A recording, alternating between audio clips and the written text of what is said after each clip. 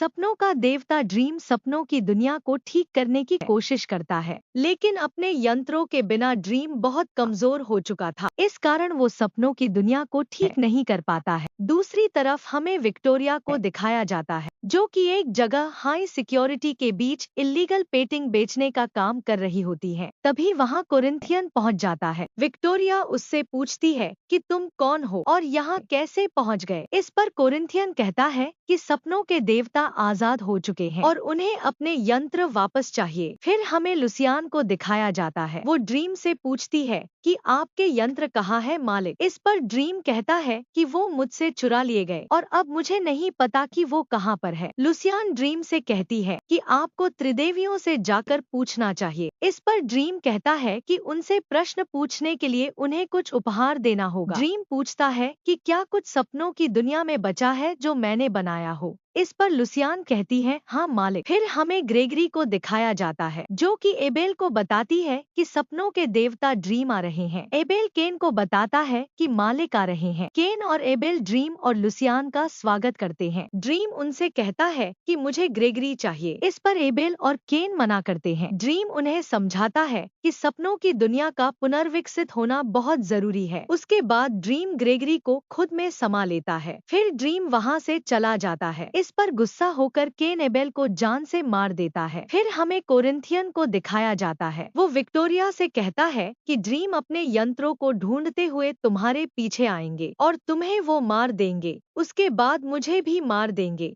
इस पर विक्टोरिया कहती है कि उसने ड्रीम की सैंड और हेलमेट को बेच दिया था। अब मेरे पास कुछ नहीं है, इसलिए मेरे पीछे कोई नहीं आएगा। इस पर कोरिंथियन कहता है कि पर तुमने उनकी रूबी को अपने बेटे को दे दिया था और अब तुम और तुम्हारा बेटा दोनों मरेंगे। ड्रीम ग्रेगरी की धूल को सपनों की झील में डालता है। उसके बाद ड्रीम का प्रतिबिंब उसे झील में खींच लेता है। ड्रीम इंसान के सपनों में जाता है। पहले सपने से वो पवित्र क्रॉस को ले लेता है। दूसरे सपने में वो खुद को फांसी पर चढ़वा देता है। तीसरे सपने से वो एक सांप और अंडे को ले लेता है। उसके बाद ड्रीम त्रिदेवियों का आवाहन करता है। तब त्रिदेवियां प्रकट होती है। त्रिदेवियां ड्रीम से पूछती है कि हमें क्यों बुलाया है। इस पर ड्रीम कहता है कि मुझे जानना है कि मेरे यंत्र कहाँ पर है। त्रिदेवियां कहती है कि हमें भेंट चाहिए। इस पर ड्रीम उन्हें सांप निकाल कर दे देता है, जिसे त्रिदेवियां निगल जाती है। त्रिदेवियां बताती है कि तुम्हारी रेत से भरी पोटली लंदन में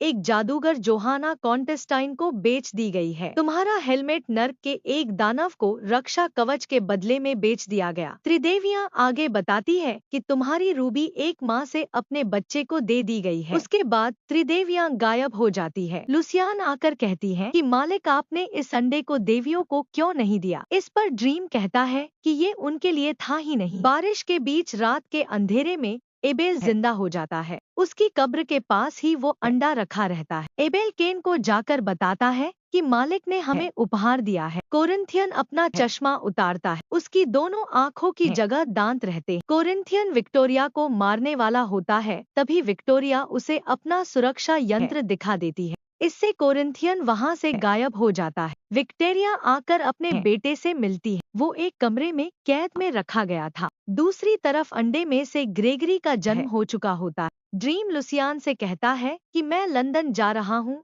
अपने यंत्रों की तलाश में। इस पर लुसियान कहती है कि एक रेवन लेते जाइए। इस पर ड्रीम कहता है कि मुझे अब किसी दूध की जरूरत नहीं है। उसके बाद ड्रीम पानी के अंदर चला जाता है। दूसरी तरफ कोरिंथियन सपनों की दुनिया में दोबारा निर्मित हो जाता है। लुसियान कहती है जल्द ही तुम्हारा अंत हो जाएगा। इस पर कोरिंथियन लुसियान से कहता है कि जागते संसार में मुझे कोई ढूंढ नहीं पाएगा। उसके बाद कोरिंथियन वहां से चला जाता है और कहानी खत्म हो जाती है। इस वीडियो को लाइक करिए और हमारे चैनल पर नए नए कंटेंट देखने के लिए चैनल को सब्सक्राइब करिए।